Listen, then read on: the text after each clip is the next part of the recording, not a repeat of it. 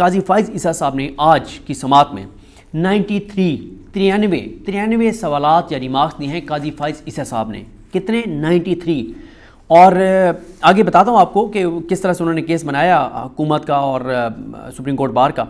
अच्छा, अमीनुद्दीन खान साहब जो है ना, उन्होंने पूरी प्रोसीडिंग में टोटल 4 रिमार्क्स या सवालात किए हैं, टोटल 4।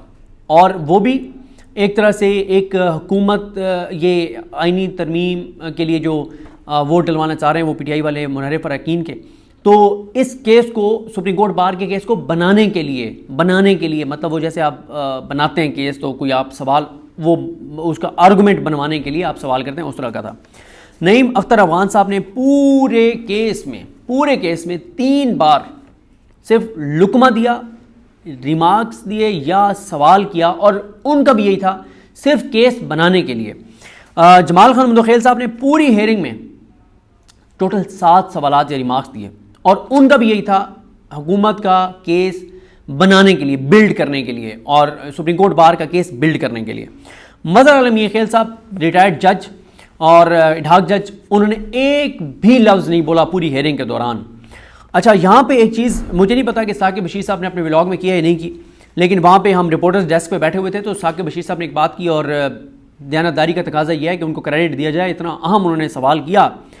साकिब बशीर साहब ने कहा कि इनमें से 2 जज हैं, जो एक हैं अपना अमीनुद्दीन खान और एक नईम अख्तर अफगान, ये दोनों जो हैं ये ओरिजिनल बेंच के हिस्से ही नहीं थे जिन्होंने पहला जो है वो केस सुना था। क्योंकि होता ये है कि अगर रिव्यू में कोई नया जज बैठा हो तो केस री आर्गू एक तरह से होता है। अच्छा, उसका स्कोप रिव्यू वाला रहता है, स्कोप नहीं उसका बदलता, लेकिन वकील को री आर्गू करना पड़ता है अपना केस सारा। उसकी वजह ये होती है कि 2 जज या एक जज नया आ जाए जिसने केस ओरिजिनल ना सुना हुआ हो, तो उसको उस जज को समझाना पड़ता है, बताना पड़ता है।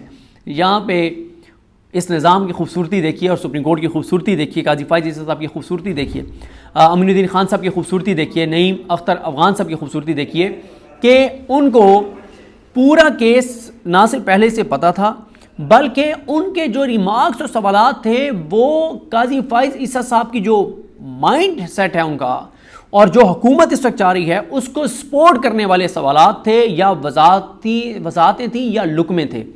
तो ये था मामला और माजरा।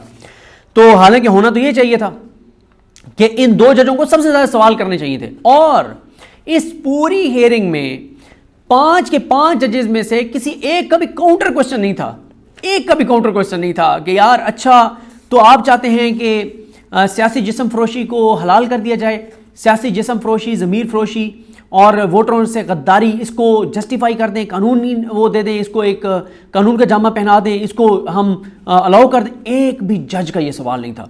और एक तरह से यानी जो शहजाद शौकत साहब, उनकी तो एक तैयारी नहीं थी, जो सुप्रीम कोर्ट बार के सदर हैं, उनकी कोई तैयारी नहीं थी केस की।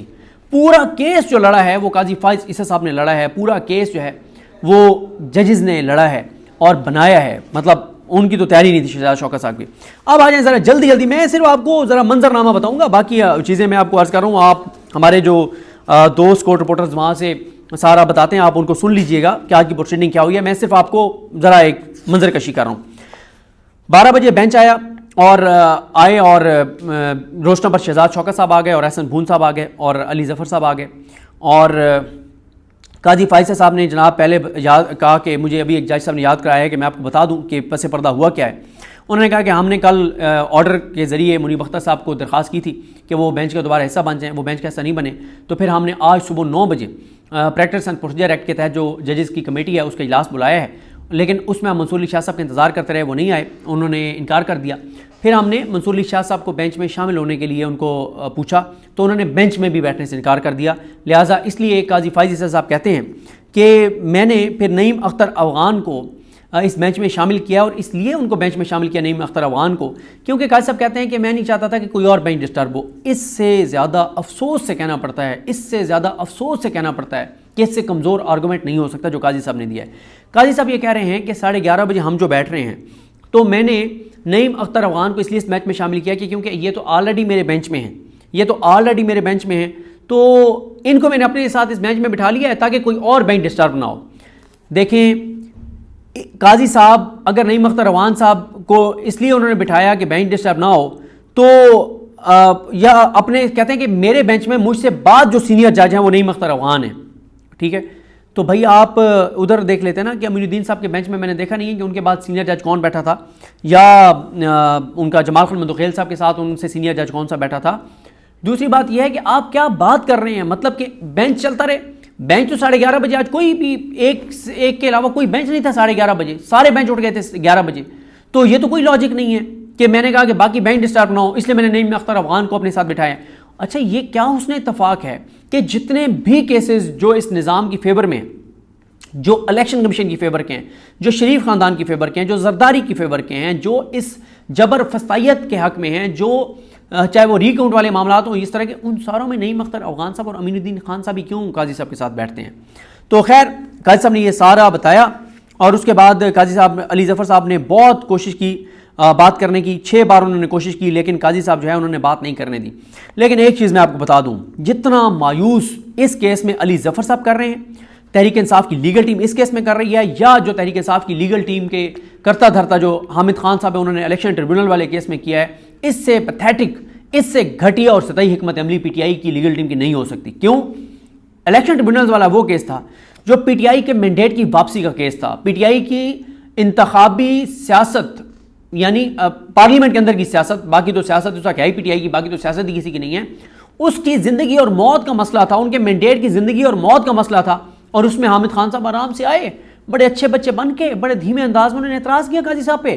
काजी साहब ने आगे से उनको झिड़क दिया, उन्होंने पर्ची जेब में डाली और कमरा अदालत से निकल के चले गए। यही काम आज अली ज़फ़र साहब ने किया। काजी साहब ने उनको बात नहीं करने दी, 5-6 बार उन्होंने बात करने की कोशिश की, उन्होंने रोका, आराम से जाके अपनी कुर्सी पर बैठ गए। देखें, कोई आपकी कोई हिकमत अमली होती है, काजी साहब आप पे अटैक कर रहे हैं, आप पे चढ़ाई कर रहे हैं, आप पाकिस्तान की सबसे बड़ी पार्टी हैं, 2/3 अक्सरियत लोगों ने आपको दी है, करोड़ों रुपए के आपके पास वकील हैं, पूरी पार्टी वकीलों के हवाले इमरान खान ने कर दिया, और आपके पास हिकमत अमली कोई नहीं है कि काजी को कैसे काउंटर करना है। यहां पे 50-60 अगर वकील खड़े होते पीटीआई के, 50-60 इनके वकील पीटीआई के खड़े होते, तो मैं देखता काजी साहब कैसे ये बात करते। पीटीआई के एमपीएस आते, कहते कि हमने पार्टी बनना है, हम ये इस लोटोक्रेसी के खिलाफ हैं, हम भी इस निज़ाम के स्टेक होल्डर हैं, लेकिन हम इसके खिलाफ हैं। लेकिन सवाल ही पता नहीं होता, कोई लीडर पीटीआई का नहीं था। चले एमएनएस का मैं इसलिए वजाहत करता हूं कि एमएनएस को तो पीटीआई ने खुद कहा हुआ है कि आपने नहीं निकलना, आप अगवा हो जाएंगे। और ये ना हो कि कोई खुद से मैनेज हो जाए और बाद में इल्ज़ाम लगाया कि मैं अगवा हो गया था इसलिए मैंने काजी की एक्सटेंशन के आईनी तरमीम में वोट डाल दिया था। कोई पीटीआई का मेन लीडर नहीं था, कोई पीटीआई के वकला नहीं थे, कोई आईएलएफ नहीं था, कोई एग्रेसिव पॉलिसी नहीं थी, कोई हिकमत अमली नहीं थी। ये हालात हैं तहरीक इंसाफ के, जिनके लिए ये केस इस वक्त पीटीआई की सियासी जिंदगी और सियासी मौत का केस है। यानी 63 है, काजी साहब खत्म, वो सियासी जिस्म फरोशी को अलाउ करने जा रहे हैं। तो ये तो पीटीआई के लोग ही अगवा होंगे या खुद से बिकेंगे और आईनी तरमीम होगी और पीटीआई सब कुछ पीटीआई का बर्बाद हो जाएगा, इमरान खान के बाहर आने के चांसेस खत्म हो जाएंगे और इतने ज़्यादा हालात ख़राब हो जाएंगे। लेकिन कोई एग्रेसिव पॉलिसी नहीं है पीटीआई की। इससे ज़्यादा पीटीआई के लिए शर्मनाक नहीं हो सकता कि कोई इनके पास प्लानिंग नहीं है, कोई इनके पास हिकमत अमली नहीं है, कोई इनके पास अटैक नहीं है। इमरान खान जेल बैठा हुआ है, वो वहाँ से अकेला लड़ रहा है, उस अकेले ने इस पूरे निज़ाम को लिटाया हुआ है। बाकी पीटीआई का हाल और अवाल आप देख रहे हैं, आराम से अली ज़फ़र साहब बहुत अच्छे बच्चे बन के ज़ाहिर है, अली ज़फ़र साहब हों, हामिद खान साहब हों, करोड़ों रुपए की इनकी प्रैक्टिस है, करोड़ों रुपए के इनके केसेस हैं। पीटीआई आनी जानी चीज़ है भाई, पीटीआई क्या है, कोई मसला नहीं है। पीटीआई काजी साहब की वो बन जाएंगे, वो कॉन्स्टिट्यूशनल कोर्ट के चीफ बन जाएंगे, पीटीआई पे पाबंदी लग जाएगी, इमरान खान को सज़ाए मौत दे देंगे, पीटीआई को ख़त्म कर देंगे, मैंडेट वापस नहीं आएगा, दोबारा वो नून लीग को मुसल्लत कर देंगे 10 साल के लिए, शरीफ खानदान की आने वाली नस्लों के लिए भी रास्ते साफ कर जाएंगे, सब कुछ कर जाएंगे। इनका क्या जाएगा हामिद खान साहब को और अली ज़फ़र साहब का, इनकी तो करोड़ों रुपए की प्रैक्टिस है। बहुत मायूस कौन इनकी दोनों की हिकमत अमली थी। ये इस तरह से होना नहीं चाहिए था। यही नून लीग होती, मैं देखता ये क्या करते थे, बंदियाल साहब की अदालत में खड़े होकर कितने इनके वकला बदतमीजी करते थे और चढ़ाई करते थे। लेकिन पीटीआई को कोई हालात नहीं है, कोई सूरत हाल नहीं है। उसके बाद काजी साहब उनको कहते हैं अली ज़फ़र साहब को कि ये आपके सदर हैं अपना शहजाद शौकत साहब, वो बात कर रहे हैं, आप उनको बात करने दें, कभी तो आप जमहूरियत पर चलें। ये कह रहे हैं काजी साहब अली ज़फ़र साहब को।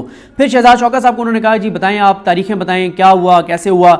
उन्होंने सारी तारीखें बताई। फिर उन्होंने बताया कि 2 जुरिडिक्शन के तहत ये मामला सुप्रीम कोर्ट में आए थे। पहला आया 184(3) के तहत, दूसरा आया ये मामला सुप्रीम कोर्ट में जो सदर आरिफ अलवी साहब ने एक सदारती रेफरेंस भेजा था सुप्रीम कोर्ट से सवाल के लिए। तो काजी साहब ने सवाल ये उठाया कि आर्टिकल 184(3) की जुरिडिक्शन और 186 दोनों की जुरिडिक्शन एक साथ अदालत ने कैसे अज्यूम की और कैसे अदालत दोनों जुरिडिक्शन को लेकर चली, ये काजी साहब ने कहा। उसके बाद काजी साहब ने जो है कहा कि जो सदर आरिफ अलवी ने जो सदारती एक रेफरेंस भेजा था अदालत को, उसमें उनके सवालात क्या थे वो सवालात पढ़े, उनके सवालात पढ़े गए और उसके ऊपर क्या क्या जवाब थे वो जवाब पढ़े गए और शॉर्ट ऑर्डर जो है वो पढ़ा गया।